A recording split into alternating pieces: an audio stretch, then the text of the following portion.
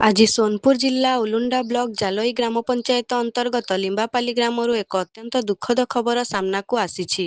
ଗ୍ରାମର ଗରିବ ନିବାସୀ ଶ୍ରୀ ଏକାଦଶିଆ ଦାନ୍ତାଙ୍କ ଘର ଉପରେ ହଠାତ୍ ଆକାଶୀୟ ବଜ୍ରପାତ ହେବା ହେତୁ ଏକ ଭୟାବହ ଅଗ୍ନିକାଣ୍ଡ ଘଟିଛି।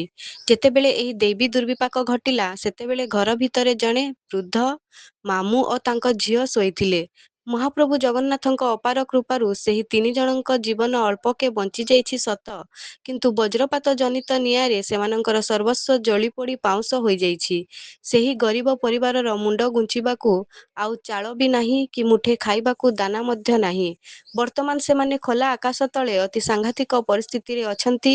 ମୁଁ ମାନ୍ୟବର ସୋନପୁର ଜିଲ୍ଲାପାଳ, district administration, Subarnapur collector and district magistrate ଏବଂ ଜିଲ୍ଲା ପ୍ରଶାସନକୁ ଅତ୍ୟନ୍ତ ଗଭୀରତାର ସହ ଆକୁଳ ପ୍ରାର୍ଥନା କରୁଛି କି ଏବଂ ନିଜେ ଏହି ଅତି ଗରିବ ଏବଂ ଅସହାୟ ପରିବାରର ସ୍ଥିତିକୁ ଅନୁଧ୍ୟାନ କରନ୍ତୁ।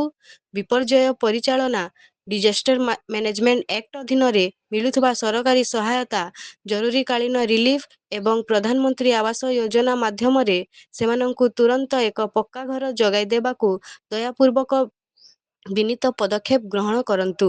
ଆପଣଙ୍କର ଟିକିଏ ମାନବୀୟ ସହାୟତା ଏହି ନିରାଶ୍ରୟ ପରିବାରକୁ ଏକ ନୂତନ ଜୀବନ ଦେଇପାରିବ। ନ୍ୟାୟ ଏବଂ ତୁରନ୍ତ କାର୍ଯ୍ୟାନୁଷ୍ଠାନ ନେବାକୁ ଦାବି କରିଛନ୍ତି।